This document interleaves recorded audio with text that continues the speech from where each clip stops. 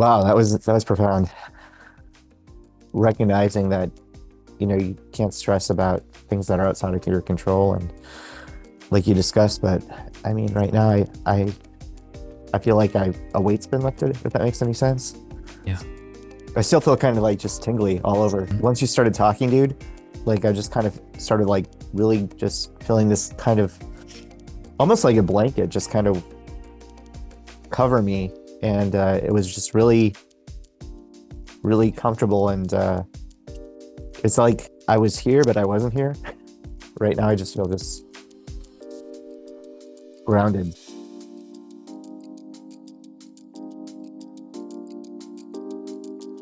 The purpose of this session is to help you navigate these emotions and deal with them in a healthy way.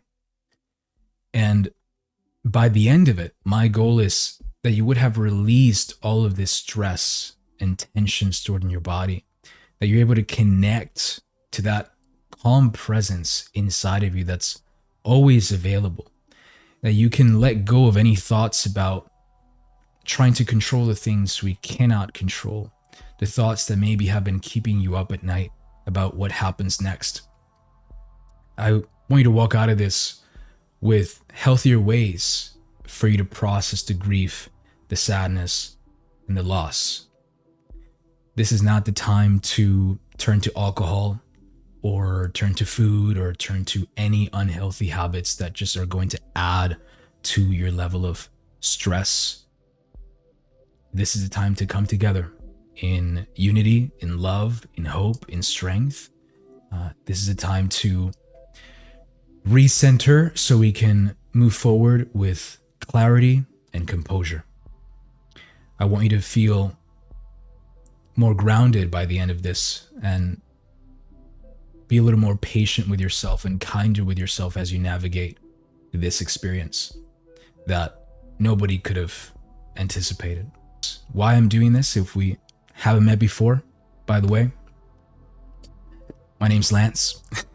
It's a pleasure to have you here. I'm a mentalist, hypnotist, and coach, and I rewire people's subconscious mind to get them from where they are to where they want to be by getting rid of any fears, anxieties, beliefs, and pain that may be getting in the way. And we do that with coaching strategies, and we also do that with hypnosis. And the reason why I do this work and the reason why I'm here with you today is because I know firsthand what it's like to feel weighed down by stress and anxiety, the kind that cripples you and you feel you just cannot escape. And on the journey and learning how to have mastery of my own emotions, I've helped countless people rewire their brains and get out of unnecessary, limiting stress and anxiety and fear. And I want to give this to you for free. I want to give you, with the limited time that we have, as much as I can for you to walk away with the strategies and insights that will help you get a grip on your emotions, that will help you stay grounded and composed throughout this experience and all the uncertainty, all the loss and all the pain, and better manage and understand your neurology and how to process all of this. There's a purpose behind the stress. There's a reason why we feel stressed out in situations like these.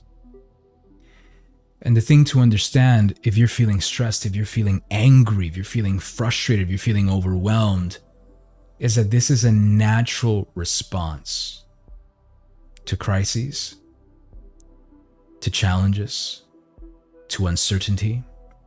These feelings are normal.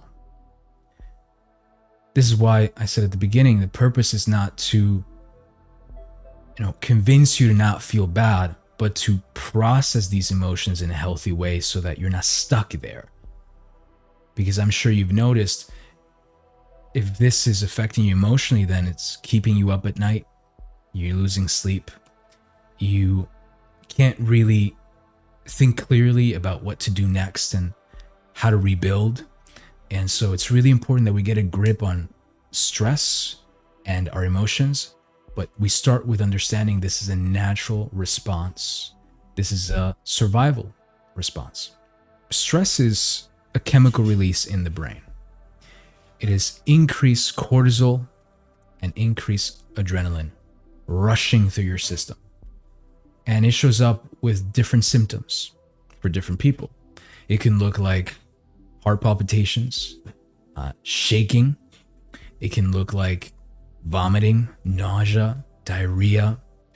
Obviously, we see muscle tension because the muscles are just filled with all this adrenaline. But I don't want to spend too much time on that because I want to focus on how to get out of it. But all you need to know is this is a response that we have inherited from our ancestors, that we have evolved with to keep us safe from threats. And you can think of it like this. If our ancestors were faced with a bear or a saber-toothed tiger, they needed the energy to run from this threat as fast as humanly possible. And if it caught up to them, to fight against this threat. And for that, the brain evolved a mechanism, which is the stress response, that releases all these chemicals into your bloodstream that give you extra strength, extra energy. And this energy is there to be used to run from a threat or fight, defend yourself against a threat. The problem with stress outside of contexts like that, life or death, is that it doesn't really serve you to have all this adrenaline in your system, clouding your critical thinking faculties, interrupting your sleep when you have things to do. You have people to take care of, and you have people depending on you, and you have to plan what's the next step and how you're going to navigate a situation like the one we're faced with now. And equally with other things, right? When I had crippling anxiety about my health, which they call hypochondria, I was obsessive about any sensation in my body. There was no tiger, there was no bear, and yet I was constantly on edge.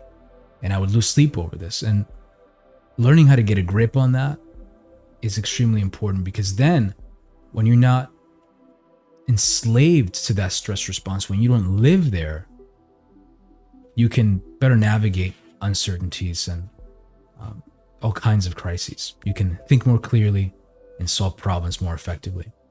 The issue with stress also is that it causes inflammation in the body. It causes digestive problems. And it is linked to cardiovascular disease, and it is even linked to Alzheimer's. It's one of the leading causes of dementia. So we really want to get a grip on this and make sure that we're dealing with stress in a healthy way. And ultimately, what's happening is our brain needs certainty. It needs security. It needs safety. Did you notice watching all the loss and all the homes burning down, or just looking at what you saw in your neighborhood, if you were affected by this directly, that immediately you had a somatic experience. Immediately your body felt tense. You started shaking. You just couldn't control it. That's because our psychology is linked to our physiology. The mind and the body are not two separate systems, they're one and the same. And we're going to feel in our body what's going on in our minds. Okay? And that's that adrenaline, that's that cortisol spike that's there so that we can defend ourselves or flee from a threat. But the reverse is also true. When we change our physiology, we can alter our psychology. By making a shift in our physiology, we can change what's going on in our brain chemistry. And that's what I'm going to teach you how to do here today. Because if we don't do that, then we won't be able to think clearly, and we won't have sufficient composure to navigate these challenges we're facing and figure out what to do next. Okay? So this is key to accessing that calm and clarity needed in times like these. So how do we rapidly manage our stress? The fastest gateway to calm the most effective gateway to feeling calm is your breath. Picture this. If I were to ask you, standing right here behind the camera, is a person really stressed out, really anxious? What's your guess? Are they standing upright or slouching and closed off in their body language? Put in the chat, do you think their body language is open or closed? Drop open if you think it's open, if they're scared and stressed, or closed if you think their body language is closed. Yes, Stephanie says closed, Steven says closed, Rosa says closed, exactly. Now, what about their breathing?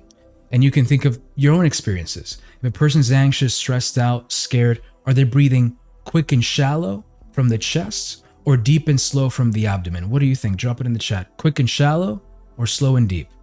Stephanie says quick and shallow. Yep, that's right. Shallow, quick. Thank you, Rosa. Thank you, Steven. Exactly. What else is happening? Is this person fidgeting with their hands? Maybe making rapid movements, right? Constantly scanning their environment, avoiding eye contact, right? What about movement? Are they moving quickly or are they moving slowly? Making slow movements, almost gliding across the floor. Put slow or fast, quick or slow. Quickly, Stephanie says quickly, that's right. Yes, that's right. Steven says quick, yes. So we don't have to be behavioral profiling experts to know these things. Intuitively, we know, not just from our own experience, but we can read one another. Now, what if I tell you this person is confident and composed and calm and can think clearly and has, even though they're undergoing challenging times, they got it together and they're going to see a way out of it? Are they breathing from the chest, quick and shallow, or slow and deep from the abdomen? Are they moving slow or quick? Do they have open body language or closed body language? And I won't insult your intelligence. I know you know it's the opposite of what we just shared. Now, why is that? Because our neurology is going to affect our physiology. And we could spend hours talking about that, and I won't waste your time. But in essence, you can think of it as an animal feeling threatened for its life. It's going to close and become small and protect the most important arteries in their body so that when the threat for our ancestors, bears and tigers, attacks, they're less likely to cause fatal damage and bleed to death. This is why when we get scared, we do this face, and these muscles protect the arteries that go to our brain. So many things like this that we do unconsciously that are things we have inherited from our ancestors. Our breathing changes, our posture changes, our movement changes. But here's what I want you to understand. If you change the physiology first, it will change your neurology. It will change your emotional state. And I don't want you to take my word for it. I want you to really internalize this and know it's absolutely true. So test it just for a sec where you are. I'd like you to hold that slouching, closed body language so you can cross your arms, you can look down off to the side as you think of a great accomplishment of yours, something you're really proud of, something you're really excited about, or that usually brings you joy while you hold on to that physiology. Thank you, Stephen. And if you're doing this, thank you so much for participating. And just put in the chat, could you tap into that feeling of excitement and joy and confidence while closing your body off like that? Yes or no? While holding on to that physiology, even though you were thinking happy thoughts. What was your experience? No, right, exactly. Not able to tap into those positive emotions, even though you're trying to think those thoughts. Yeah? Now I want you to try the opposite here. If your physiology is open, and please join me in looking foolish here. If you open your body like this, hands up, like you just won the lottery, smiling for absolutely no reason, not that you need a reason to smile, and you look up, signaling to your brain that everything's okay, and take a deep breath in, breathe out, smile again, and think of something that usually stresses you out, unrelated to the subject of this session, but something that usually stresses you out or that makes you worry, or maybe a person that they say something and usually makes you angry. While you hold this posture and you hold the smile, you will find you cannot tap into that negative emotion of anger or anxiety or stress. And you can relax and just let me know in the chat, what was your experience?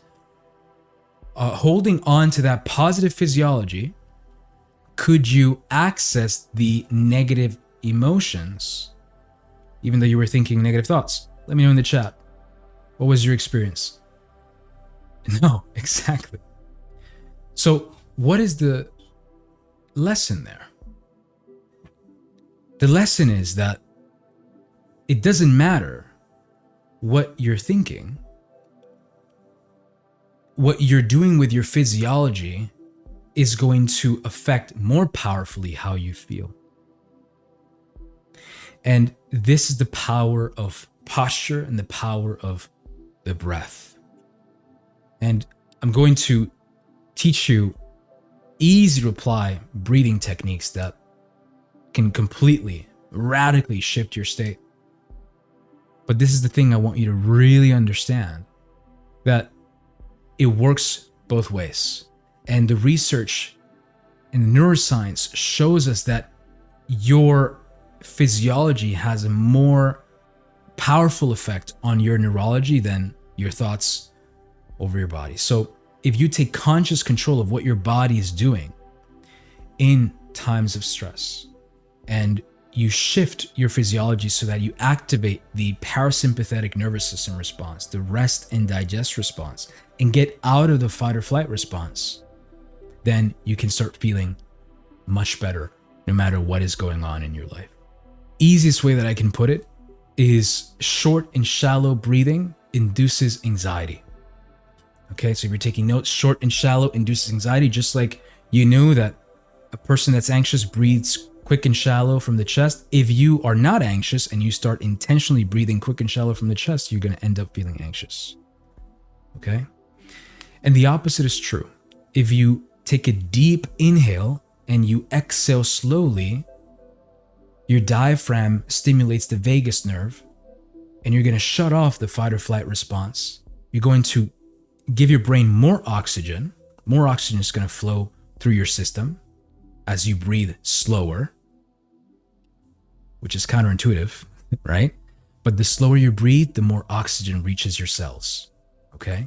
We won't go into detail on why, or how, but if you try to breathe more or breathe faster, you're not absorbing more oxygen, okay? But the deeper you breathe and the slower you breathe, the calmer you feel. And I want to teach you some breaths that you can use in times of stress, in times of panic, in times of anxiety, to bring yourself back to center, to shut off that fight or flight response, that anxiety response, that stress response, and get yourself back into that place of calm composure where you can think clearly, when you can make better decisions, and you can navigate challenges more effectively, okay? So slower breathing means more oxygen.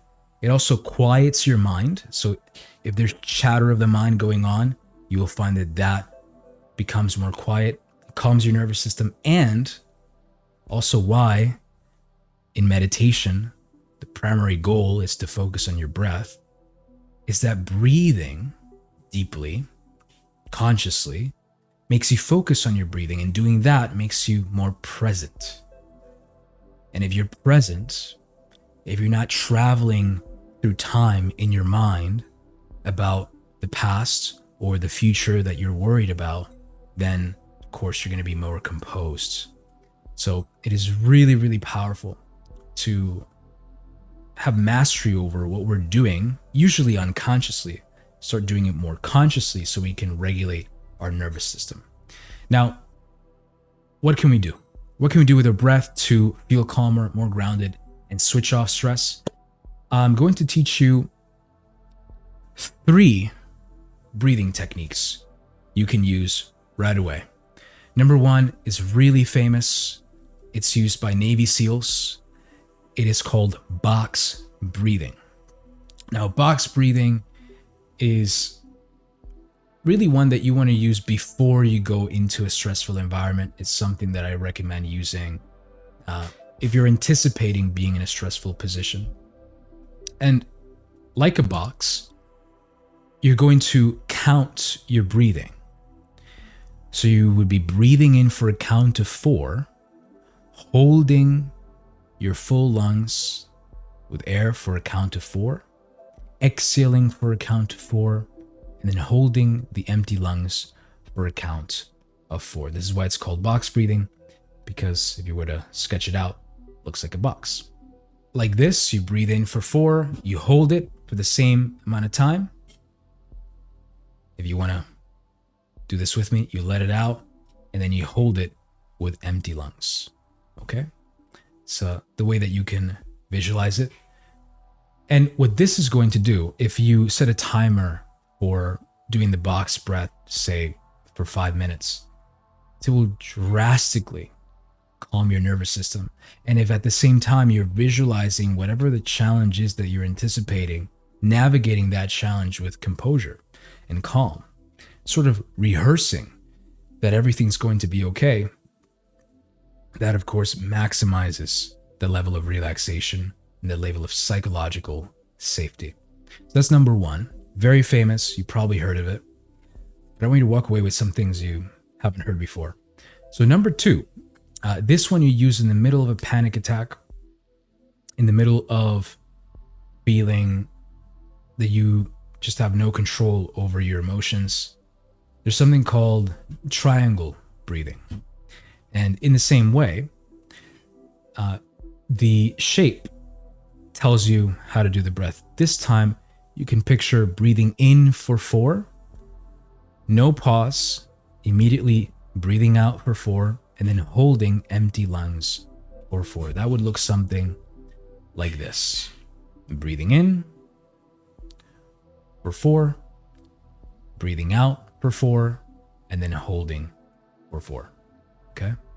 Right. This is a breath that you won't have to do for long. Even just 2 minutes of triangle breathing will drastically shift your state. If you're feeling that you're panicking, you're freaking out, this is going to get you out of it really, really quickly.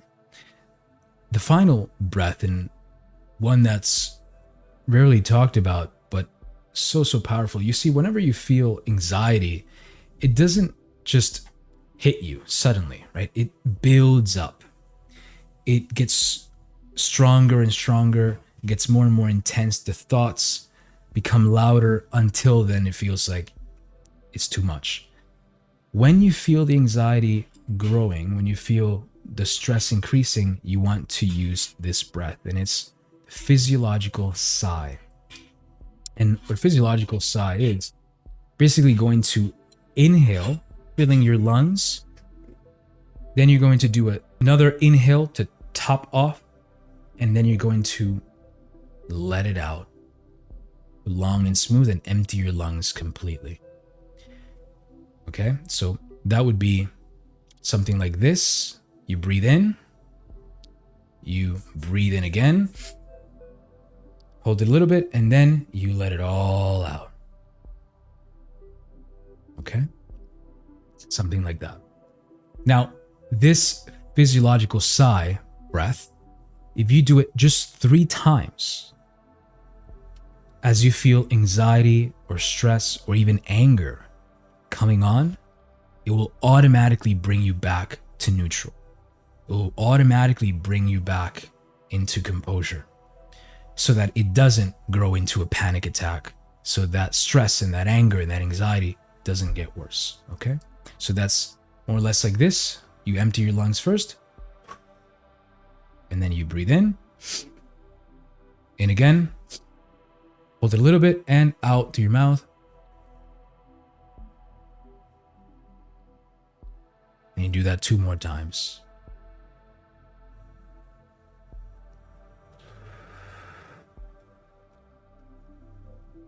One more time.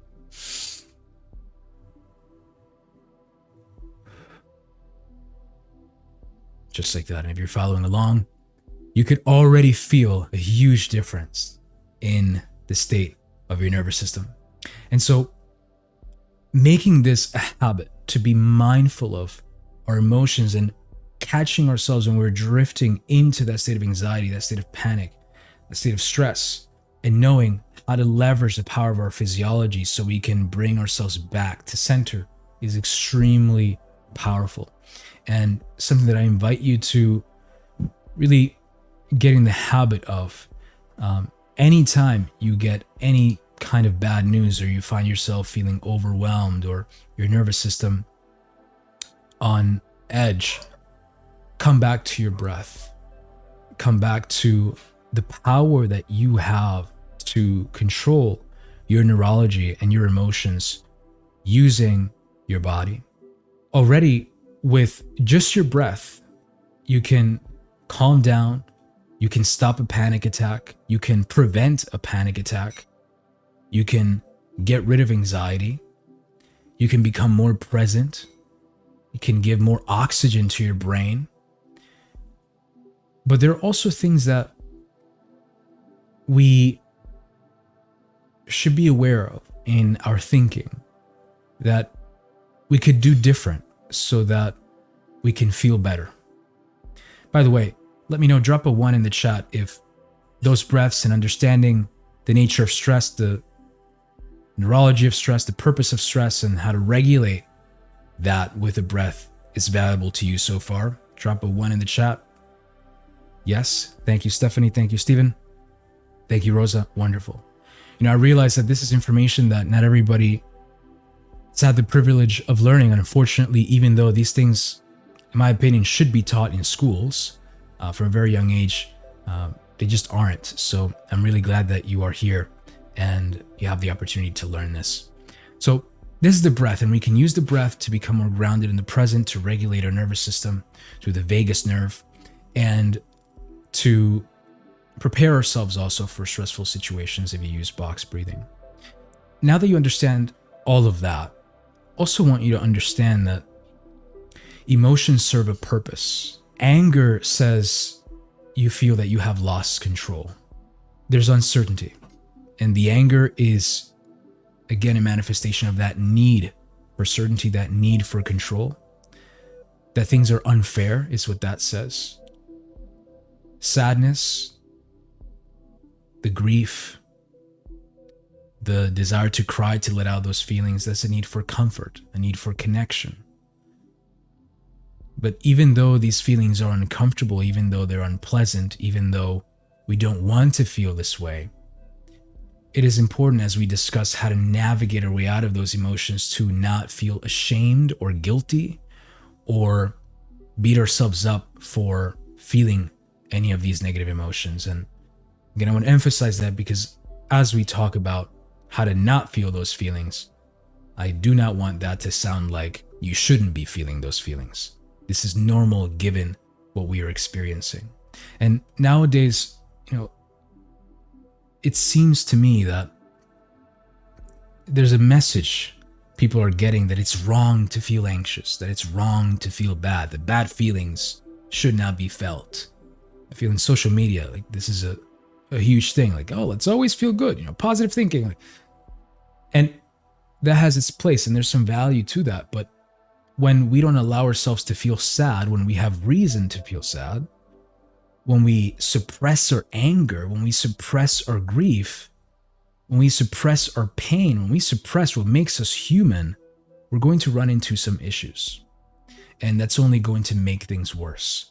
So the way out of these negative emotions is not by avoiding them or suppressing them, is actually by feeling them fully without judgment. And this is something I want you to really understand. Dr. Jill Bolte Taylor Harvard trained neuroscientist. She studied human emotions and she discovered something she calls a 90-second rule. It turns out that every one of our emotions and even cravings only last 90 seconds. I'm going to really let this sink in, and if you're taking notes, write this down. The 90-second rule states that all human emotion, whether it's anger, anxiety, sadness, doesn't matter. They only last 90 seconds approximately. It only takes 90 seconds for those chemicals to be metabolized by the body. Now, you're probably thinking, Lance, that's interesting because I've felt anxiety for longer than 90 seconds. Right? Or I've been angry for longer than 90 seconds. I've been stressed out for longer than 90 seconds. So how can that be true? Here's how. There are only 3 exceptions to why we would get stuck in an unpleasant emotion for longer than 90 seconds. Number 1, according to Dr. Joe Bolte Taylor, is being exposed to a triggering stimuli. So being exposed to something stressful, to something painful, which is why I'm saying it is totally normal to feel this way given the circumstances. This is a stressful stimuli. So to feel those feelings come up is a normal human response. With anything, if we're constantly watching the news and there's all this sensationalism we see in the media, and we see conflict left and right and people turning against each other, it's normal for us to feel uncertainty, for us to feel anxiety when this is what we're constantly exposed to, triggering stimuli. So that's number 1. Number 2, that keeps us trapped in negative emotions for longer than 90 seconds is thinking triggering thoughts. I'll spend some time on that here in a second, but I also want to touch on the third reason why we get stuck in negative emotions for longer than 90 seconds, and that is suppressing them or avoiding them. So my goal today is to teach you first how all of this works, what you can do to change your neurology through your physiology so you can regulate your nervous system. Also, how to not think thoughts that make things worse than they are so you can feel empowered to come out of this victorious and make the best with what you have and feel composed through it all and think more clearly and effectively about how to navigate uncertainty. And also not suppressing negative emotions. The key is we don't want to judge ourselves for it. What we want to do is notice the feelings, acknowledge that we are feeling that emotion, feel that feeling, breathe through that emotion, and listen to its underlying message. Again, all of these emotions have a message, and they're just saying there's a need that is not being met. And if you've lost your home, if you've lost your livelihood, if you have lost the things that gave you a sense of security and certainty in your life through this tragedy that we've seen here, or if you've lost a pet or a loved one, it is normal for you to feel these feelings. And all of these feelings are just saying, hey, your need for certainty is not being met right now. Your need for safety is not being met right now. And so we want to tap into what are healthy ways that we can meet those needs. And in order for us to do that, we need to think clearly and we need to be out of that stress response. So what are some practical steps that you can take? Just remember to label the emotion. The research shows that just saying what it is that we're feeling, I am experiencing X emotion. Let's say I'm experiencing anxiety. I'm experiencing anger. I'm experiencing grief. Labeling an emotion alone significantly reduces its intensity. Even better, notice the difference in my language there. I did not say I am angry or I am anxious or I am depressed. It's something you experience, which is dissociating you from the emotion. Drop a 1 in the chat if that makes sense. Yep. You don't want to associate yourself into a disempowering state. That could be very limiting and you can get stuck there. So a lot of people get stuck in depression. They get stuck in anxiety because they identify with it, right? I am anxious. Now they're merging a feeling with identity and they run into problems. Or I am depressed. I am angry. It's like people saying, I'm a smoker. No, you're not. And I help people quit smoking. And one of the things that keep them trapped in the smoking habit is identifying with it as if it's an extension of them, like an arm or a leg. It is not. You're a person with a smoking habit, right? You're a person experiencing anxiety, experiencing anger, experiencing grief, experiencing sadness. And that's a really important distinction, and one that we need to exercise in the way that we speak to ourselves about our emotions. So when you label it, to not say I am blank, but I am experiencing or I'm feeling some insert emotion. And if you want to take that even a step further, you can put a number to it. Research shows that putting a ceiling, like a rating on the intensity of the emotion, caps it and it doesn't go beyond that. So you can say, I'm experiencing anxiety at a 7 out of 10. If you have a journaling practice and you're journaling your emotions, or even just talking to yourself internally when you feel these feelings come up, you can say, I'm feeling some anger at a 6 out of 10. That puts a cap on it, that dissociates you from the emotion, so you're not trapped in it. And it is you acknowledging the feeling. And that also helps. And if you just acknowledge that, notice it, and let yourself feel it without judging it, it will go away in 90 seconds. Is that clear? Just drop a 1 in the chat if that's clear. Glad this is making sense. Fantastic. So we want to label the emotions, tap into acceptance, not judging yourself or judging the feelings, and we'll pass through you in 90 seconds. I said the exception. Thank you, Rosa. I appreciate it. The exceptions are we expose ourselves to the triggering stimuli, we think triggering thoughts, and we suppress the emotion. So we addressed the suppression piece. Let's not do that. Let's let ourselves feel the feelings without judging ourselves for it. We also said this is normal for you to experience given the events that we're facing here. But what about the thoughts? What about the triggering thoughts? Rapid fire, I'm going to give you some life-changing insights right now. If you really listen and apply this, this will go beyond what you're experiencing right now and positively impact every area of your life. Here's what I want you to understand about thoughts. Our experience of life is determined by how we interpret all that sensory input. At all times, your brain is making these three decisions unconsciously. What will I focus on? What does it mean? What will I do about it? And regarding focus, your focus is determined by a part of your brain called the reticular activating system and your reticular cortex, your brainstem. And that is basically just scanning your environment for what could be a potential threat or what could be of value to you. But the thing is, that is determined by your beliefs.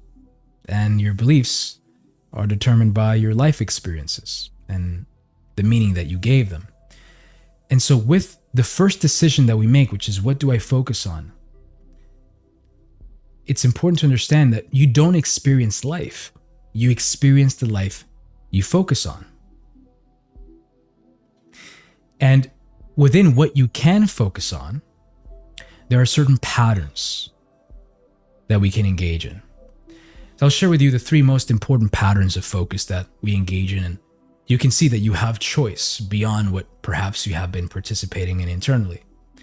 The first one is focusing on what's missing versus what I have.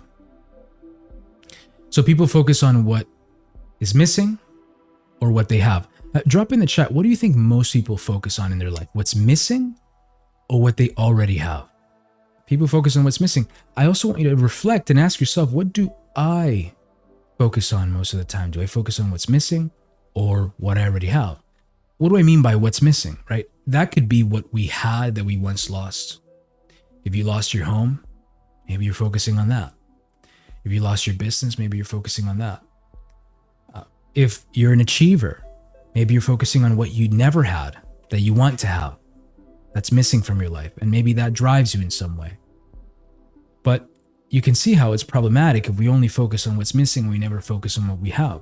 If we neglect what we have and we don't make a conscious choice to feel grateful for what is here now, what's the point in focusing on what we could attain if we won't appreciate it once we have it? Instead of focusing on what we have lost and what is missing, we want to shift our focus to what we have and feel grateful for it. The fact that you are here, despite the pain, despite the stress, despite the loss, whatever your circumstances in relation to the wildfires, means that you are alive. My hope is that everyone you care about is safe and healthy. But there's so many reasons to feel grateful, even in the pain, even in the loss, even in the storm. And this is the thing that we want to lean into. We want to lean into, what can I celebrate, appreciate, and feel grateful for while I process the loss. And you can do both. You can let yourself feel sad, you can let yourself feel grief, and feel grateful for the things that are okay. Even if you lost your home, and if you lost your business, your livelihood, if you are alive and your loved ones are okay, and that's all that matters, right? Even if we don't know how we're going to navigate the future months and years as we rebuild, there's so much that we can be appreciative for and so much that we can be grateful for. That's the first pattern of focus. The second pattern of focus is time. What are we focusing on? And what are we directing our awareness to in relation to time? There are three places we can focus on. We can focus on the past, we can focus on the future, or we can focus on the present. All of them serve a purpose in different contexts. Look at where people spend most of their time. Do people spend most of their time in the future, in the past, or the present? Let me know in the chat. What do you think most people spend their time focusing on? Most people spend their time focusing on the past and the future, not the present. Now, it's useful to think about the future, right? Because you have to anticipate. You have to prepare and plan for the future in your personal life, in your business life, in your relationships. That is a useful skill. That's why our brains evolved the prefrontal cortex, so we can do that and plan ahead and make decisions. But when we're focusing on the future with excessive worry, stressing out, imagining worst case scenarios, catastrophizing, imagining that the worst of the worst is what's going to happen, that does not serve us. Because our brain cannot tell the difference between what is real and what's imagined. And so even just imagining the worst case scenario is going to trigger that fight or flight response. And we're going to go into panic mode. And that doesn't serve us in doing anything with a clear head, right? Or solving any problems. So if we look at the future with worry, that's no good. If we look at the past, dwelling on what we have lost, replaying the pain again and again, that also doesn't serve us. We want to look at the future to anticipate and prepare, and we want to look at the past to learn from the past. That's the purpose. That's the only reason why we would look into the past in our memories, to either celebrate some happy memories, and for the unpleasant things to take the lesson and the teaching from it that we can utilize moving forward into the future. But where does life actually happen? And I know it may seem like a silly question, but when you get so clear on what the obvious answer is, something changes. Thank you, Stephen. Present. That's right. Life happens here and now. It is here where we can experience joy. It is here where we can connect with one another, where we can lend a helping hand to our neighbors. It is here where life happens, and the now never goes away. Tomorrow is not promised. Yesterday is gone. But most people spend most of their energy dwelling on memory or imagination. And that's where most stress comes from, memory or imagination. So this is why, again, it's so important to use the breath to be grounded into the present moment. Because when we are present, we can see things clearly as they are.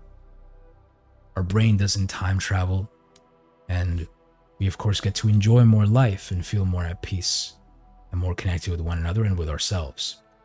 So that's the second pattern of focus. So number one was what's missing versus what I have. And the lesson is practice gratitude. Yes. Second pattern of focus is time. Past, present, future. And what we want to do is we want to learn from the past, plan for the future, live in the moment. Make sense? Yes? Awesome. The third pattern of focus is control. And this is a big one. The most powerful lesson I learned on my journey of personal development and becoming the least stressed out person in every group I'm a part of. In fact, I took an assessment, the Big Five assessment, and on the neuroticism scale, which means a person's tendency to experience negative emotion, I'm in the first percentile, which means in a group of 100 people, I'd be the last one to freak out. Considering that I was chronically stressed and a hypochondriac, that's incredible. And that doesn't mean I'm special. That means that we all have the power to change our relationship with our emotions and to take charge over our mind. And the most powerful thing that I learned how to do was shift my relationship with control. And this is the lesson here, is that we can either focus on what we can control or focus on what we cannot control. There are only three kinds of experiences in life, you see. There are the things you have zero control over, like the tragedy that we saw in the wildfires, like pandemics, like illness, death of a loved one, the weather, the economy. There are things so far out of our control. There's no point in trying to control them because no amount of worrying will actually change them. Then there's that middle zone, the things we can influence, right? And you can influence other people. You can influence certain outcomes, and that is dependent upon your level of skill and your ability to communicate effectively. But the only thing you can completely, 100% have total control over is you. Is your thoughts, your actions, your emotions, your beliefs. That's it. And when we really understand that and really internalize that, all of our stress goes away. Because stress comes from focusing on trying to control what we have no control over and not taking control of the things that we do have control over. It's almost like you can see it like a target, like three circles, one inside the other. The innermost circle being the things you have control over, the middle circle being the things you can influence, and the outermost boundary being the things you have zero control over. And when that is inverted, we have misplaced where we direct our desire for control, we run into problems. What ends up happening is we feel powerless because we realize how little the things that we want to be different are being affected by our concern and our desire for them to be different. Okay? So can you drop in the chat a one if that's making sense and that's really valuable for you so far? I'm telling you, thank you, Stephanie. Thank you, Rosa. This changed my life. This is the pattern of focus. Yeah. So what I'm saying here is, instead of focusing on what we have lost and what is missing, dwelling on the pain from the past and worrying about the future, and trying to control the things we have no control over, you can radically change how you feel by simply making the conscious decision to focus on what you have, learning from the past, preparing for the future, living in the moment, being present, using your breath to ground yourself in the present moment if needed, and then focusing only on what you have control over and letting go of the rest. The second decision we make is, what does it mean? And I can't spend too much time on that here, but this is about belief. The story we tell ourselves about something. If you lost everything that you had with the wildfires, or you lost your home, you lost your business, it's important to ask yourself, what am I telling myself this means? That I no longer have this?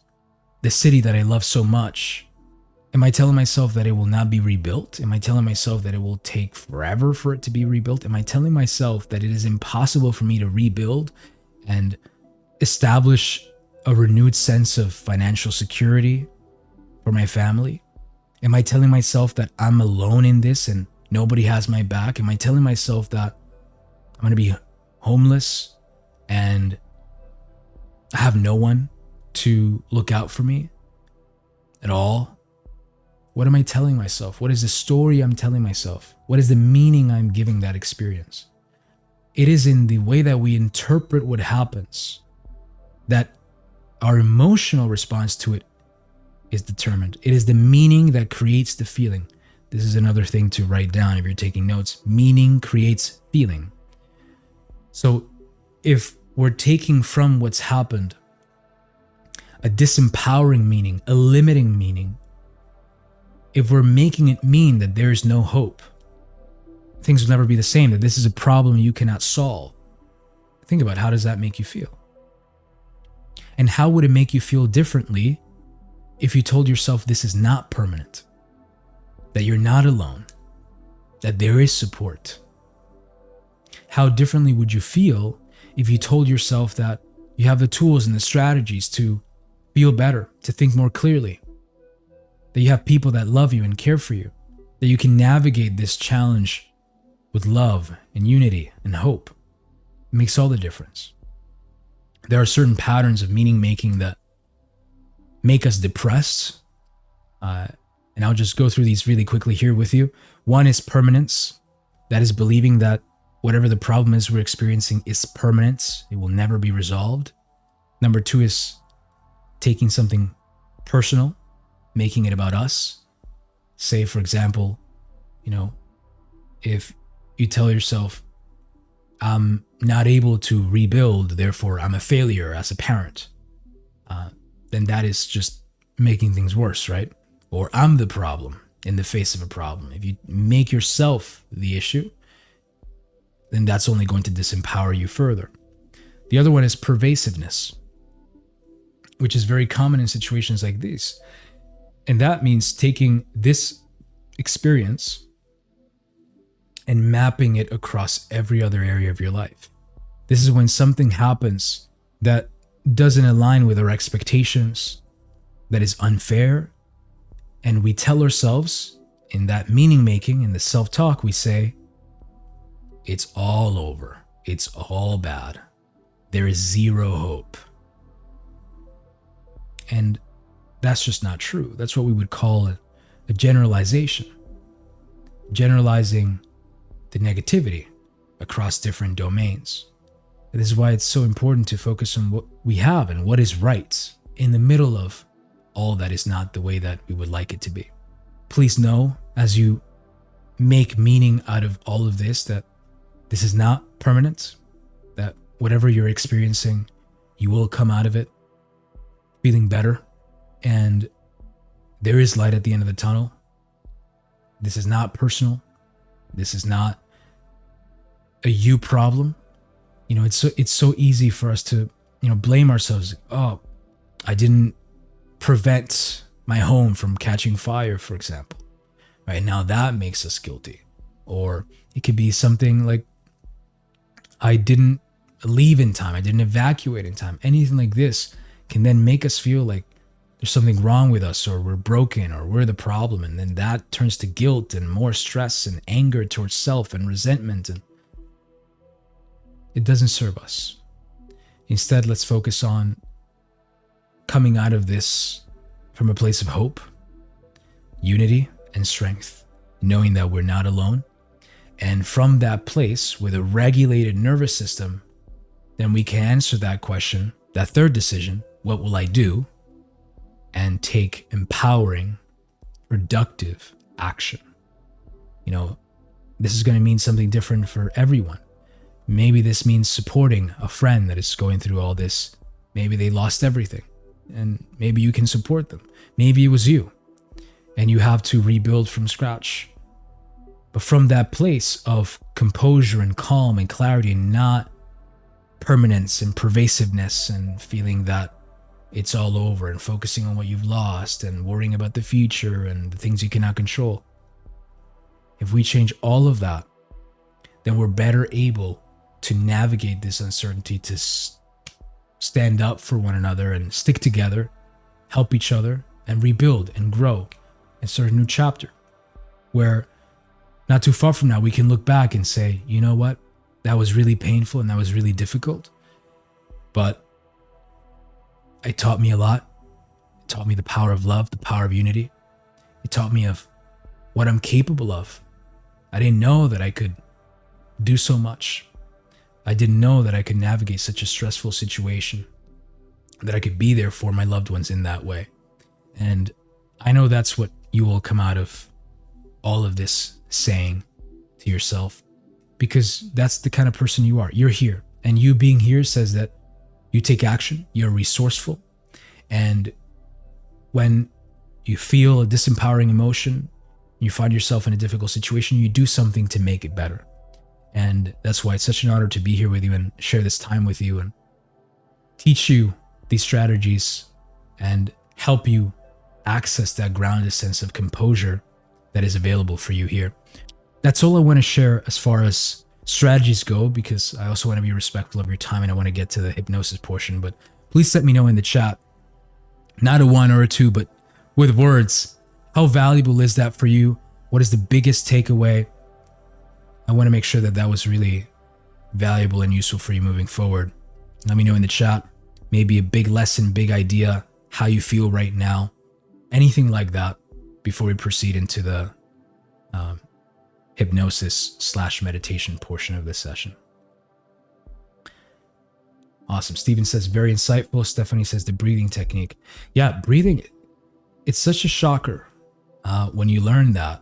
And the fact that it's always available, right? Like your breath is always here. Right? Like that is such a wonderful thing. Like, if you cannot find anything to be grateful for, this is what I tell myself. If I can't find anything to feel grateful for, I can always put my hand on my chest, and I invite you, if you'd like, to do this too. I can always put my hand on my chest and feel the beating of my heart and feel life inside of me. And I can take a deep breath in and notice the air coming in through my nostrils, filling my lungs as my abdomen expands, and then breathing out. And I can just breathe again, with eyes open or closed, doesn't matter. But as you breathe, notice that every breath is new. Every breath proves that you exist, that you are here, that something loved you enough, life, universe, whatever you want to call it, fate, destiny, doesn't matter, for you to be here right now, for you to live another second, for you to breathe another breath, for your heart to beat one more time, and then another. And if that's not something to feel grateful for, and if that doesn't anchor us in the present moment, I don't know what will. And that is always available, is it not? And it is such a powerful anchor. You don't need to spend 10 years in some monastery learning how to meditate. And all you need to do is tap into the presence and the calm that's always available for you here. If you just notice it, if you just connect to it. And that's what we're going to be doing with the hypnosis here.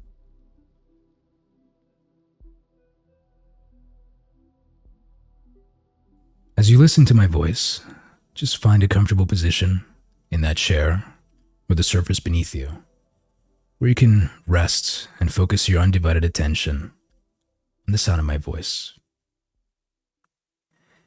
And if you need to, you can adjust your body, adjusting your legs and hands into that perfect position that works for you to let go and go inside in just a moment, so you can rewire your subconscious mind and tap into the calm and composure available for you right here. And as you lie there in that comfortable position, I'd like you to just take a deep breath in, all all the way and exhale. Let it go.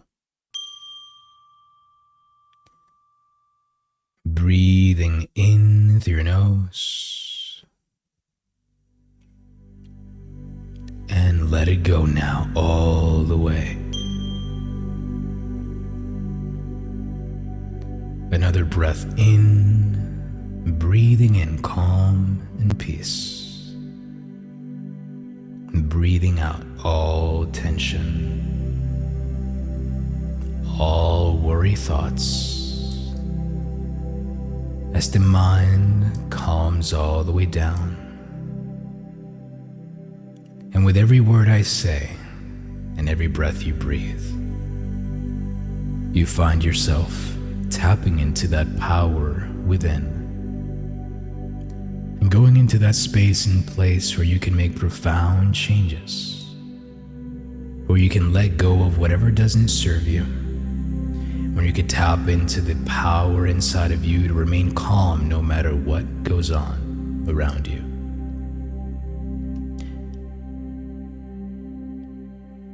You see, sometimes it can feel like there's just so much going on in our lives. Too many things to cope with.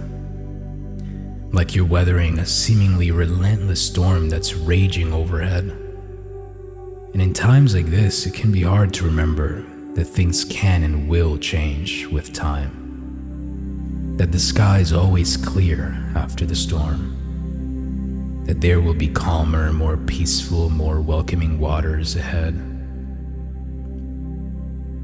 And this hypnosis will guide you in 3 ways. First, in helping you de-stress and unwind any of that residual stress and tension you've been holding in your body by softening those muscles, slowing down inside and breathing smoothly and easily.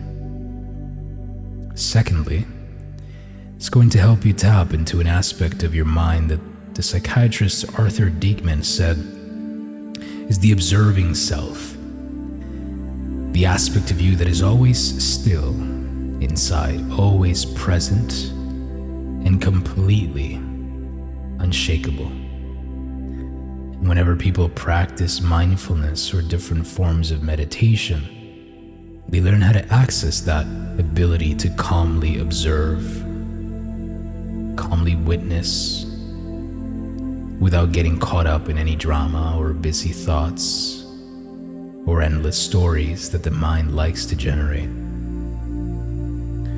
And the observing self is not some faraway state, only for people that spent decades meditating. It's a capacity that's here within you right now in this moment. It's the simple, ever-present aspect of you that is calmly unaffected, calmly present, no matter what is happening around you or within you. And thirdly, this session is going to help you to use this deep relaxation and calm clarity of the observing self to discern what is it that you can practically do about the circumstances that you're facing now, how to navigate uncertainty,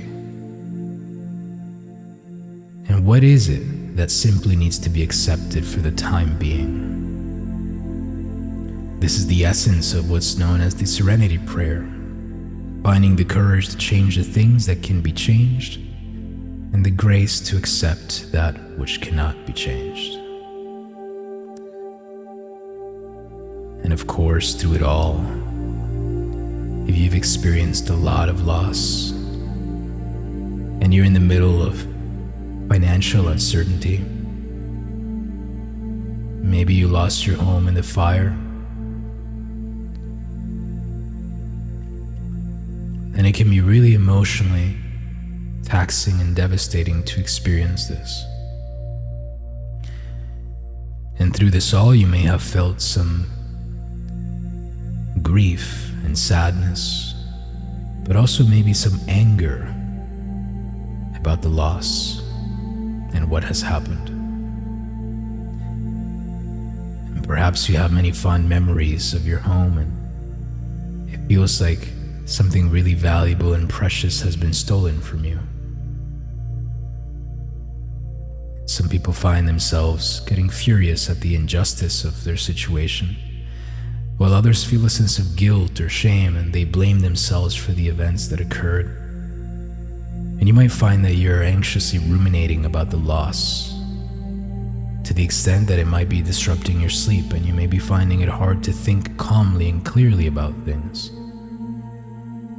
And on a rational level, you might have tried telling yourself that it's only a house, that it's only material possessions, and you may have sometimes thought that you shouldn't get so emotional about it all. And it is certainly true that many people have gone through circumstances that are similar, from the millions of families who lost their homes when the economy crashed or after any natural disaster, to having to flee their country and leave all their possessions behind during times of war and conflict. There have been countless people throughout history, and countless people alive today who can completely relate to what you've been going through. But losing your home or your business is almost always a painful experience that causes tremendous stress. And it's important for you to understand that all these feelings are normal. Just as animals have an instinct to form a nest they call their own, we have a primal, instinctive connection to the place we call home, or the city we call home. And it's perfectly healthy and natural to go through periods of grieving as you come to terms of what has been lost, even if it didn't affect you directly. So this session will also help you with this transitional time in 3 ways.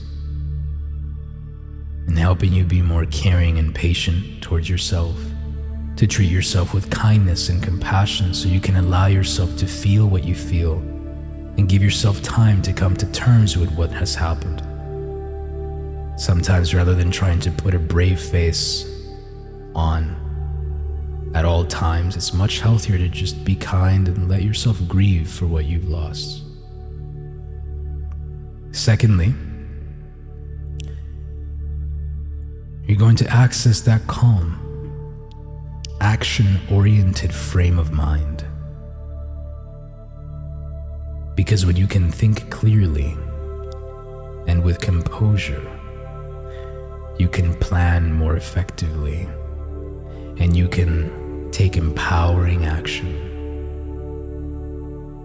And finally, you'll connect with that optimistic part of you, that part of you that is hopeful, that light-hearted side of your personality,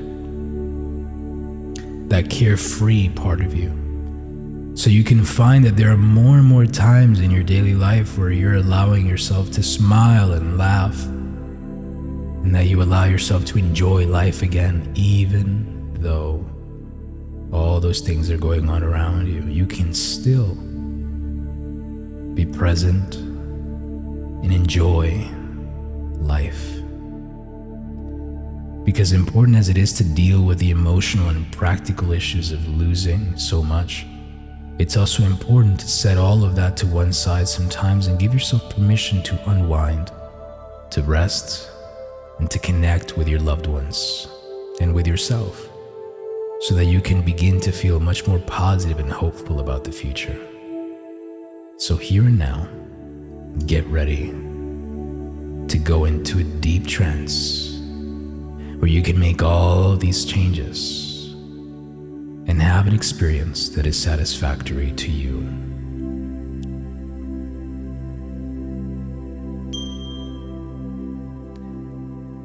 And as you listen to these words with your eyes closed, I'd like you to imagine what it would feel like to relax those eyelids so deeply, so powerfully, that if you were to try to open them, you simply would not be able to, because they're so relaxed. And really imagine that relaxation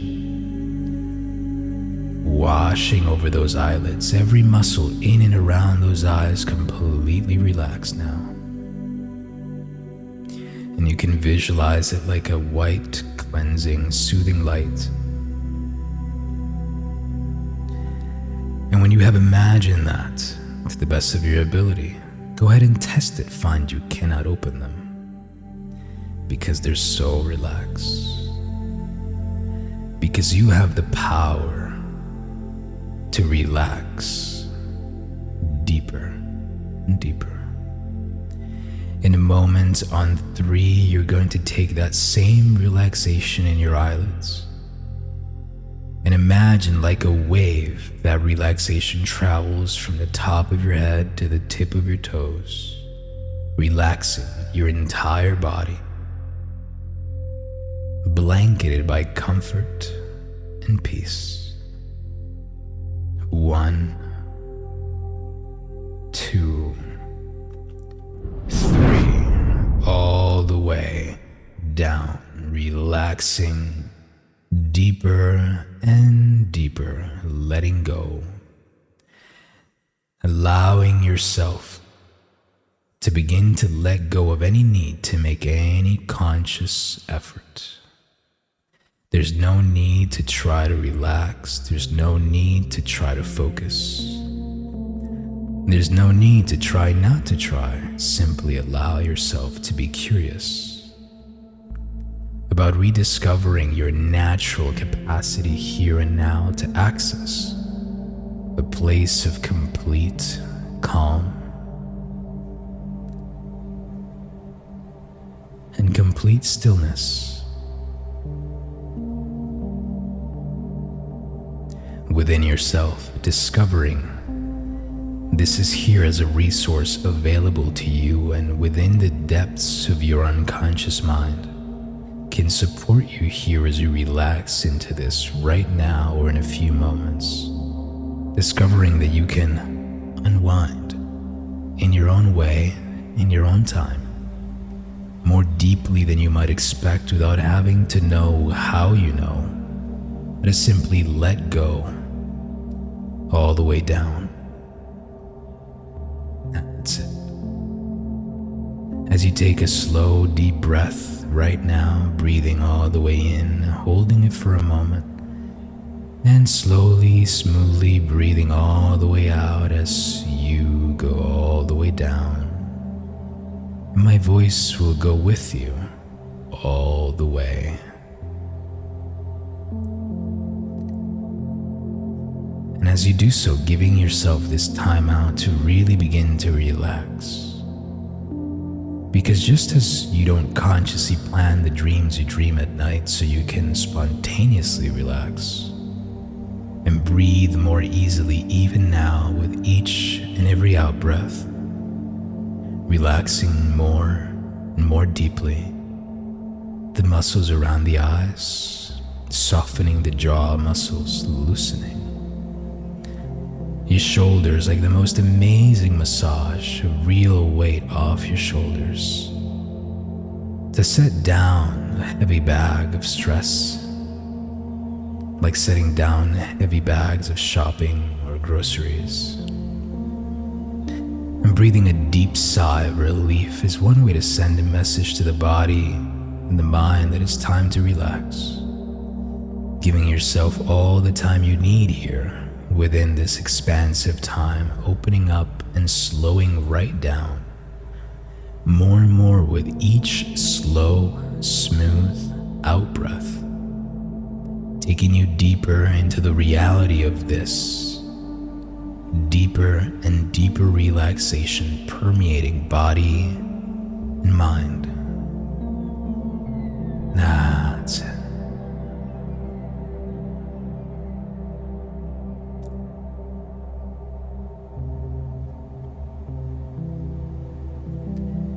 And as I count down from 10, it's almost like walking down a stairway that leads to a place of complete calm and peace, a place where your unconscious mind can make profound changes, where with each number, you relax twice as deeply.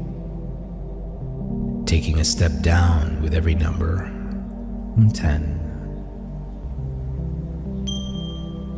going deeper and deeper, like a soothing, restful liquid light being poured into you, down to the crown of the head, soothing, calming the scalp, the brain, the face, quieting the thoughts, all the way down and down the neck, the shoulders. 9. Twice as deep. Down through the arms into the hands, down into the fingertips. More and more relaxed. 8. And the deeper you go, the better you feel. And the better you feel, the deeper you go. Breathing slower, smoother, because that is something you can always take time to do twice as deeply, twice as smoothly as you slow down. 7. And soften the thoughts, softening the muscles, softening, unwinding, like leaning back in a hot bath, settling in, the steam around you, sighing with deepest comfort, like the most amazing spa day. Because this is your time. 6. Drifting twice as deep.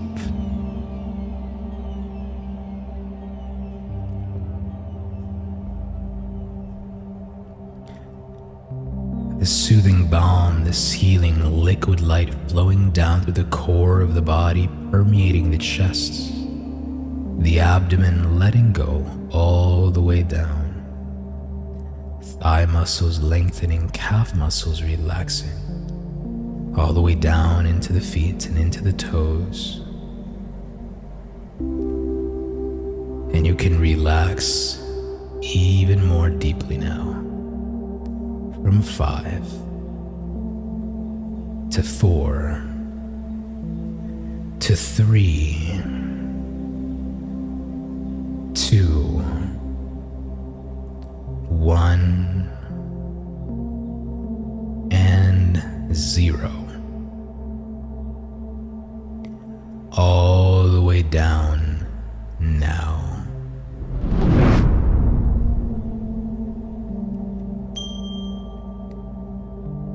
That's right.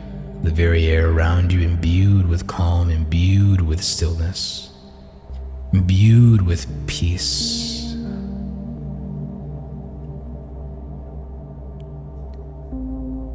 As you enter that place within your mind, that beautiful safe space where nothing bothers you, nothing disturbs you, nobody needs anything, nobody wants anything. This is the place where you make profound change. And your inner mind can remind you of a time in your life of deep rest, of deep comfort, of deep ease and well-being.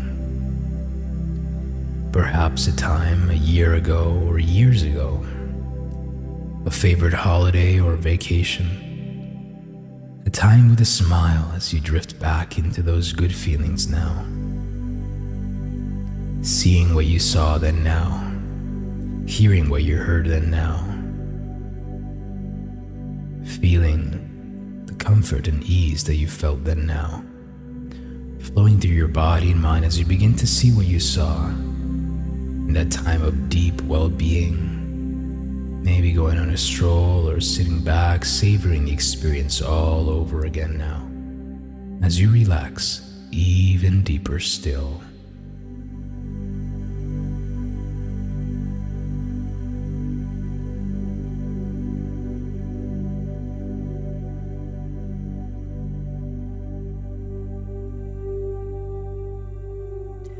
And at an unconscious level, any residual tension can melt away now. unwinding, releasing completely, breathing it out, clearing, like that feeling of having been away on holiday or vacation for quite some time now, and settling into a different rhythm. Everything settling down within. That's it.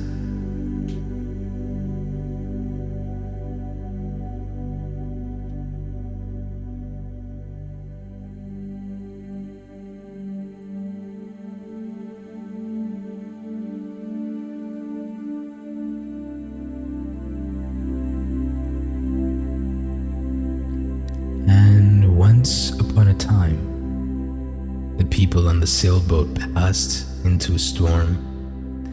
The sky got dark, the thunder rumbled, the rain lashed down upon them, the wind roaring in their ears, blinding flashes of lightning around them, and the waves were so huge they felt they would capsize.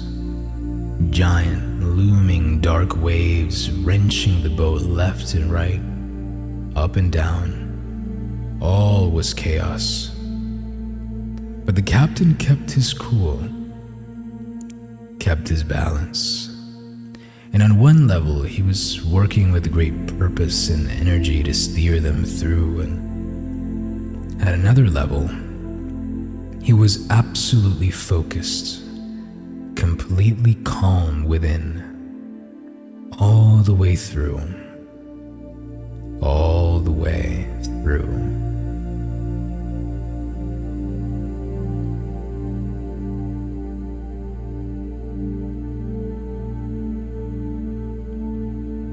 Like the woman lost in a storm with her friends way up in the mountains, who spotted the sturdy stone cabin way off in the distance and immediately made a beeline for it, leading the people she was with purpose and conviction, leading them into the hut, battling through the wind and the torrential downpour. As the last person entered, they shoved the door closed and bolted it, and immediately everything quieted. The storm became muted, and they dried themselves and lit candles and sat together and waited in the calm, in the stillness, here within.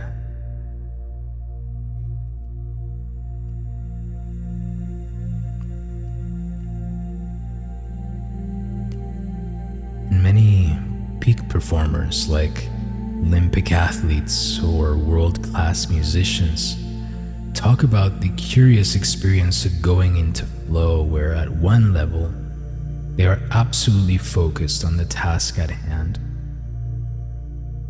and at another level it's like watching your own mastery in action as you calmly let go and trust that whatever happens you will handle it, knowing you can calmly trust in yourself, always and in all ways, surrendering into that trust, into that calm now.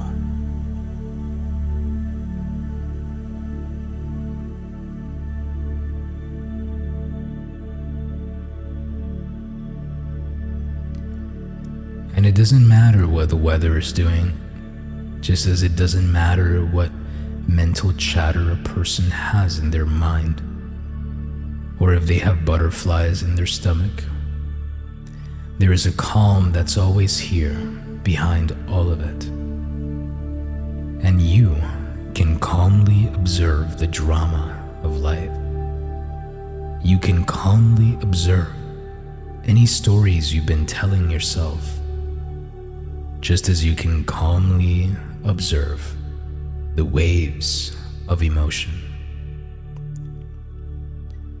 The waves that can be stirred up in a storm and calmly sail through them, just observing them, just noting them, without becoming attached to them in any way, knowing that just how they appear, they will also go away, because you are more than your thoughts, and you are more than the stories you tell yourself. There is a you behind all of that, who is calmly present. The space between stimulus and response.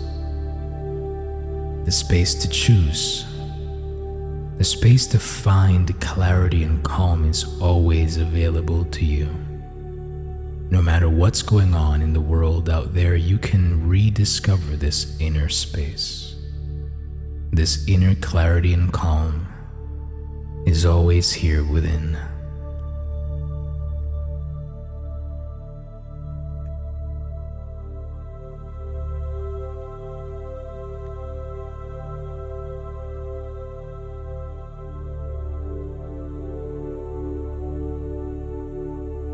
That's right. And as your unconscious mind internalizes that knowing, you can just get a sense of a you in recent days who was getting caught up in the overwhelm of all the tragedy and loss. Getting a sense of that for a moment now, when it felt like there was too much to deal with.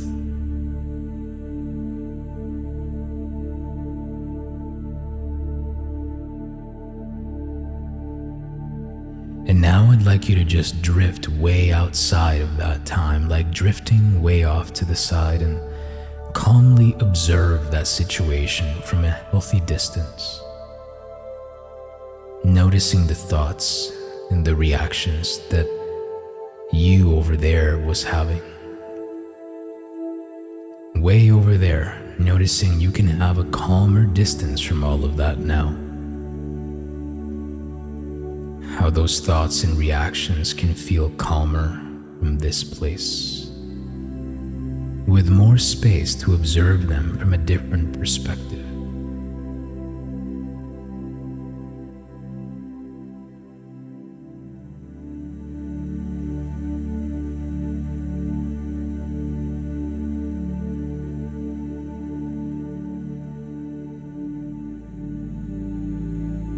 And just as the waves can quiet down a sailor,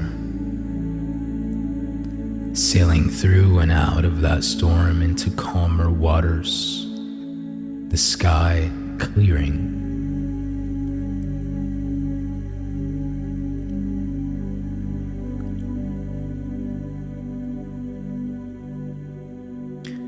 And just as the you in that situation can calm down and quiet down now, sailing through the waves with inner calm, navigating through the storm with inner calm.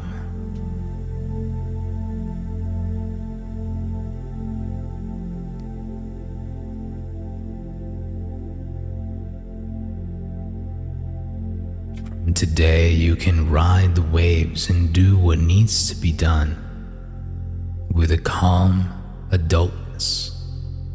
A calm trust in yourself, doing what needs to be done with a calm adultness, a calm composure, an inner mastery over your emotions and thoughts.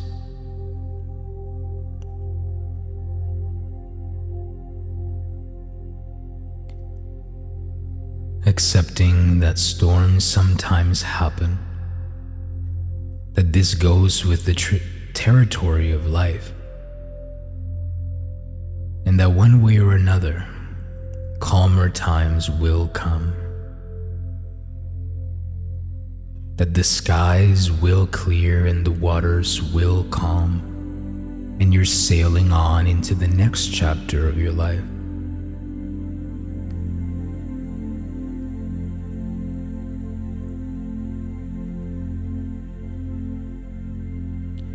And you can get a sense of where this inner calm is going to be especially useful for you over the coming days and the coming weeks.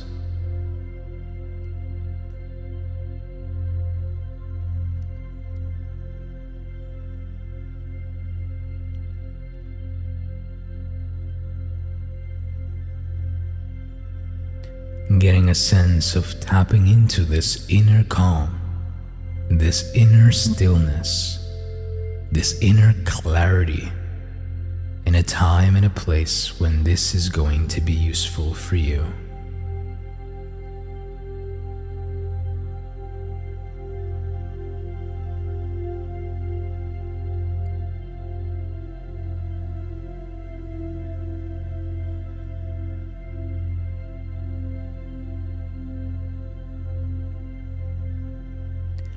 Like seeing a future you looking completely calm within, before, during, and after, all the way through that future time. Accepting reality as it is in that moment and dealing with it, doing what needs to be done with calm clarity.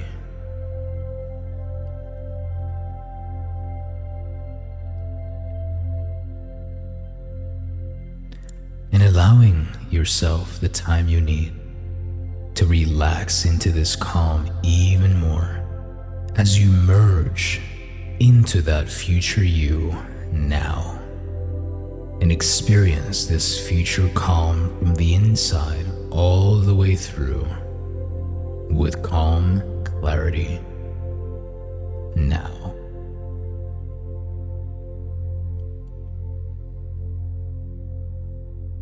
And as that happens, your unconscious mind can make all the necessary changes needed for you here to feel composed, calm, and clear, capable of navigating the stress with composure and confidence. Really getting a sense of the difference this makes in how it allows you to handle things with so much more ease, resilience, and presence.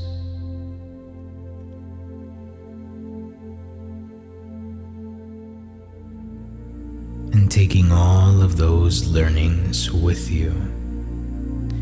Your unconscious mind internalizing those learnings to feel grateful for what you have, to plan for the future, but live in the moment, and to focus on the things you can control, and let go of the rest. Integrating all that we've been doing here in a way that works just right for you.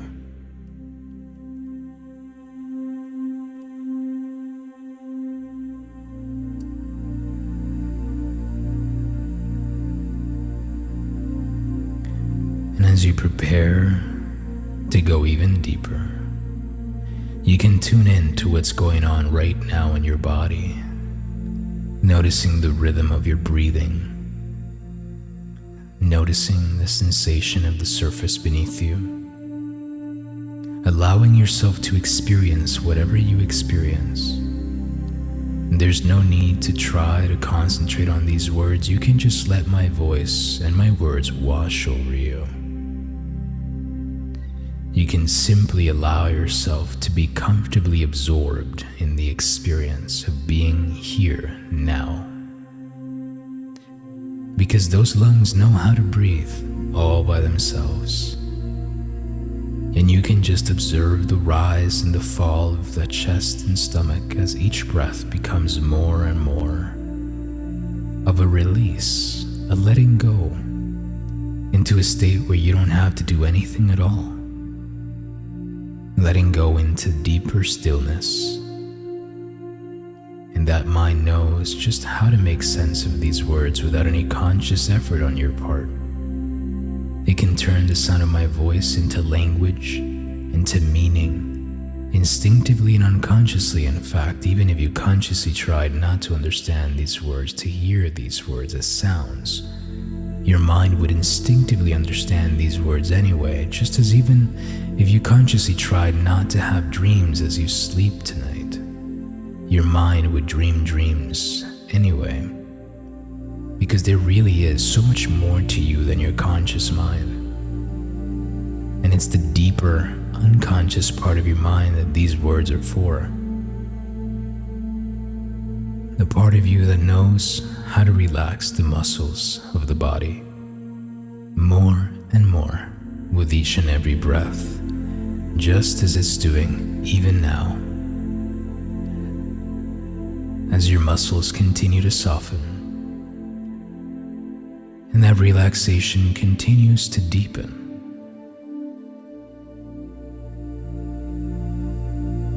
Floating, sinking, drifting all the way down now. That's right. Drifting deeper and deeper into a place from your dreaming mind, a space of healing, of release, of revitalizing energy. Perhaps a place in nature where there is water and trees. A place where you feel completely welcomed, completely at ease.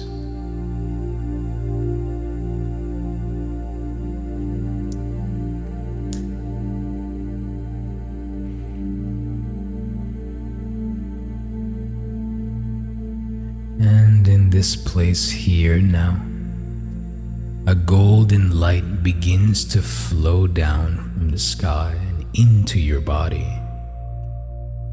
Gently, kindly, permeating any remaining areas of tension, any parts of that body that have been feeling discomfort because of whatever emotions you've been holding on to. And with kindness and compassion, this light can begin to soften those emotions and gently surround them with kindness, with acceptance and love. Letting now the deepest parts of your being know that it is okay to feel what you feel. It is okay to grieve for what you have lost. And to breathe it all out, breath by breath, as you breathe in new strength, new resilience, and a deep sense of purpose and resolve.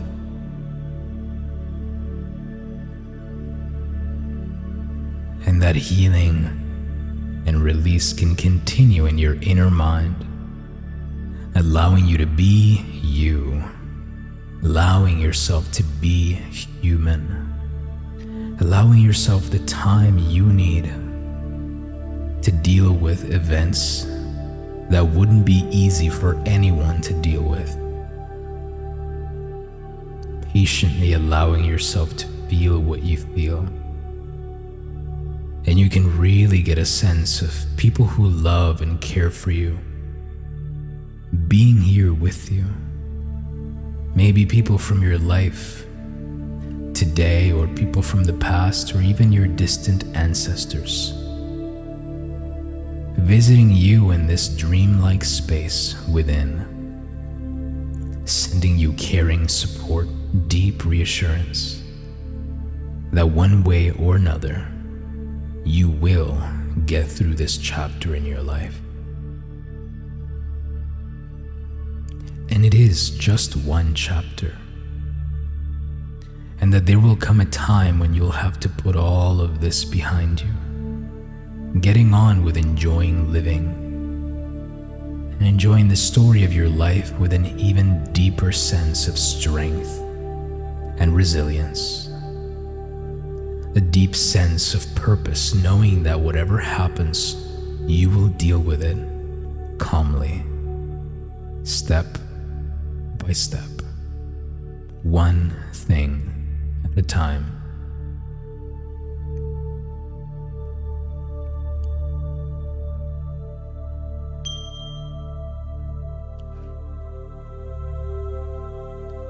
That's right.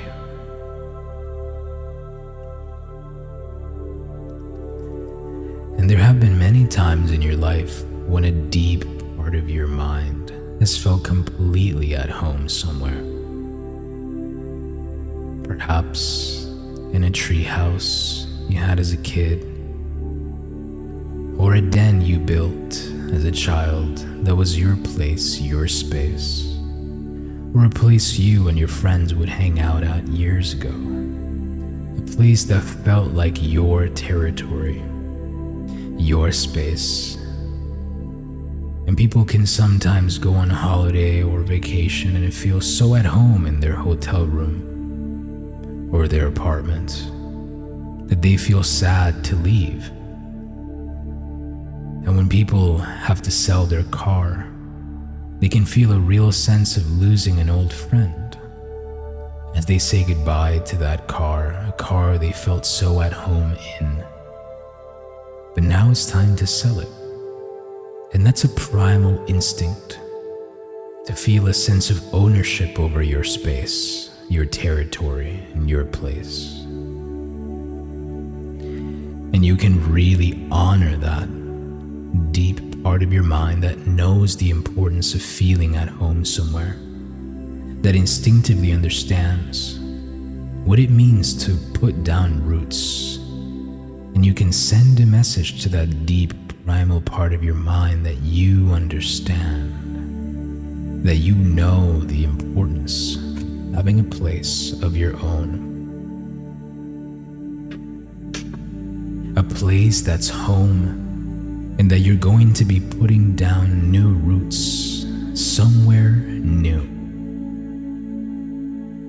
Just as throughout history, people have sometimes had to uproot themselves and their families and travel across mountains and deserts to find a new place to put down roots, a new place to call home, and that primal part of your mind can really do its job well in helping you to feel at home in the place you put down new roots in.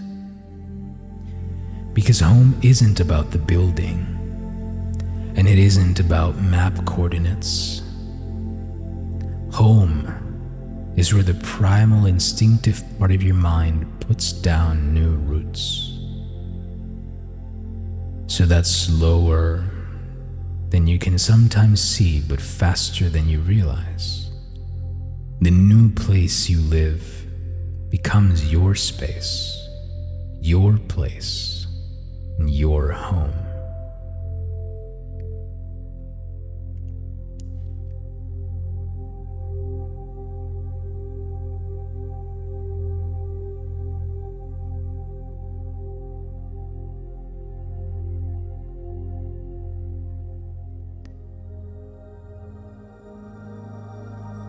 That's right. And your unconscious mind can make all those changes for you.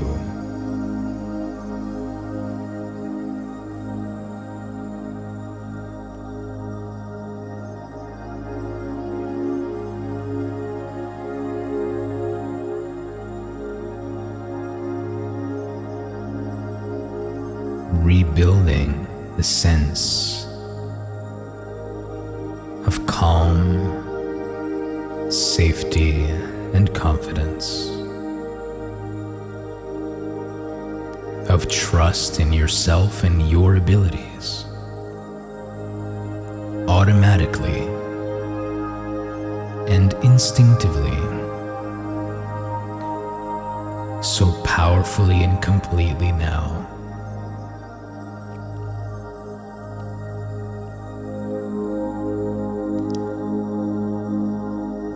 And when storm struck the prince's ship, lightning bolts split the hull in two, and he was washed up on strange shores with none of his wealth, no attendants to attend him, where no one recognized him as a prince. And on that day, the story of his life changed completely.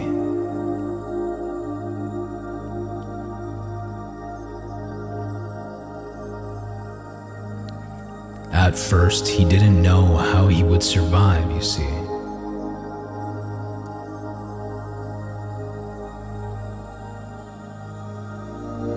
Even how he was going to eat.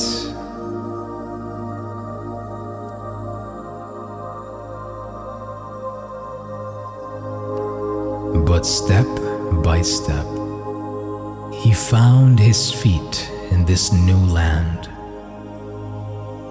He found new friends.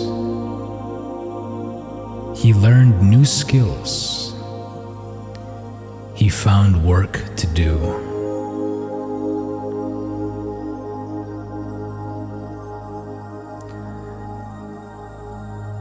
Work that stretched him and challenged him in ways he had never experienced and could have never imagined.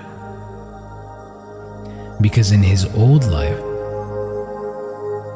he was forever attending royal events, and people used to endlessly flatter him, trying to favor him in every way, so that he never felt sure who was really a friend. But in his new life, years and years after that shipwreck, he made honest and true friends and became happily married with children doing meaningful, purposeful, challenging work. And it's not about clouds having silver linings. It's about you letting go of an old story that no longer fits reality, that no longer fits who you are, and finding a new story, a new sense of purpose and resolve, a new sense of yourself. Your story, one of millions of others who have experienced setbacks and begun again, in a new place, in a new space. Putting down roots, creating a new home, something your unconscious mind already knows how to do instinctively and automatically.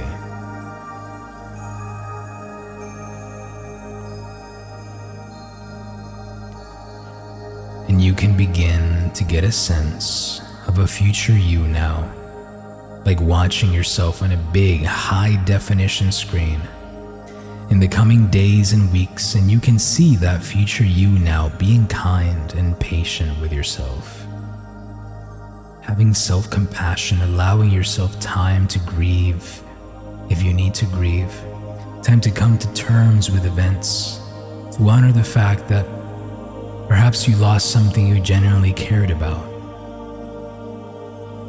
And you can also begin to get a sense of that future you being calm and pragmatic, doing what needs to be done. And notice yourself. They're dealing with something in the coming days that needs doing. In a calm, pragmatic, resourceful, confident, practical way.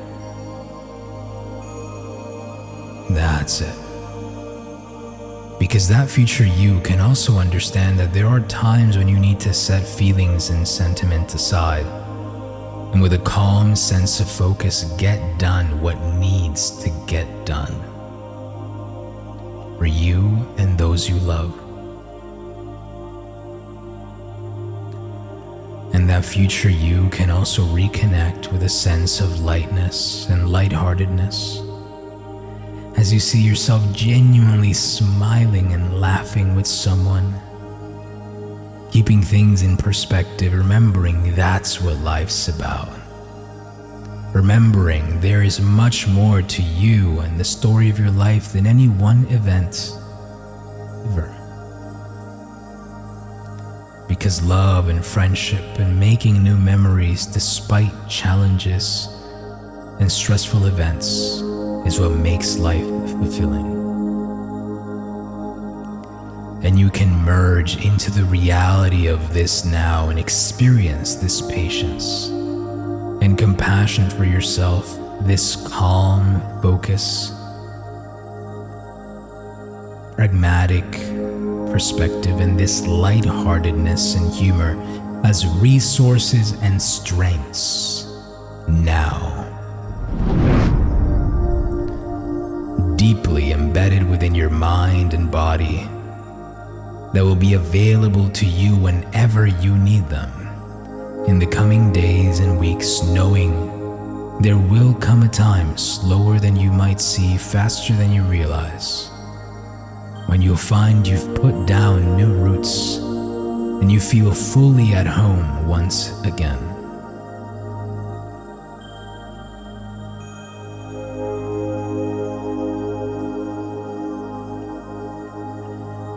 And in the future times when you listen to this hypnosis, with each time that you listen, you can tap into this complete inner calm and stillness, more and more naturally and deeply. Each time that you listen, you will feel more and more grounded in that inner strength. You will feel calmer, more resilient, more optimistic, more positive each time that you do. Remembering to feel grateful for what you have and the people in your life that care for you, grateful for the life inside of you, grateful for another day, another breath, another heartbeat. In tune with the present moment and focused on the things that are within your control. And as your unconscious mind internalizes all of this, it can prepare you to make your way back into full alertness.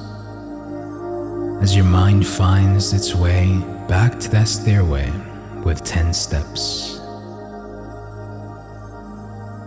So that when I count from 1 to 10, on 10 you will open your eyes and be back in the room, transformed, renewed, with a sense of composure, calm, and peace that serves you in navigating the challenges ahead.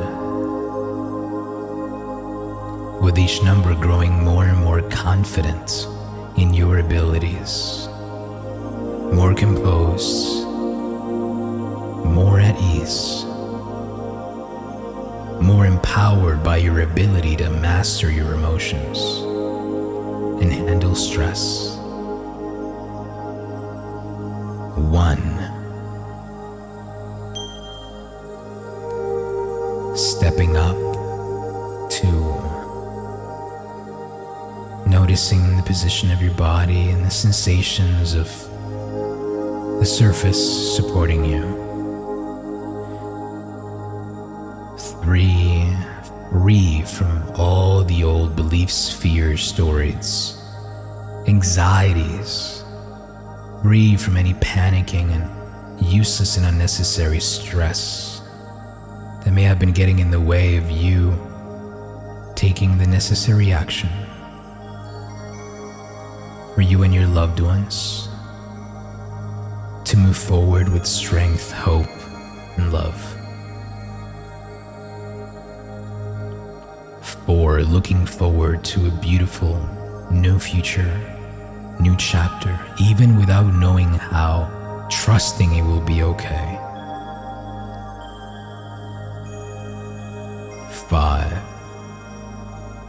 Feeling refreshed and increasingly alert with each number. 6. Taking a deep breath in, head clearing, throat clearing, chest clearing, life-giving, oxygen-rich air, revitalizing, re-energizing, filling you up with vitality, confidence, and strength. From 7 to 8.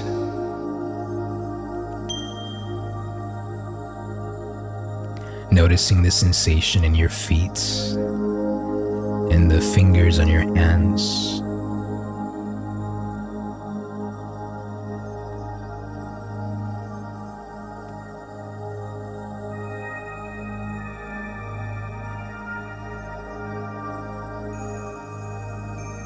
Nine, scanning your body and your mind, noticing how different you feel.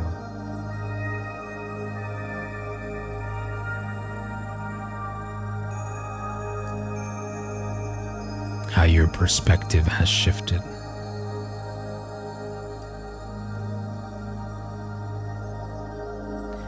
And at your own time and pace. 10. Coming back into the room to full wakeful alertness, revitalized, re-energized. Everything looking, feeling clearer, brighter, more vivid, feeling more confident, feeling your faith in yourself and your abilities, your composure, calm, tranquility. In the middle of chaos, in the middle of the storms, renewed and restored. Back into full wakeful alertness, having a nice stretch, feeling your hands and feet, the floor beneath you, the chair or bed supporting you. Wide awake.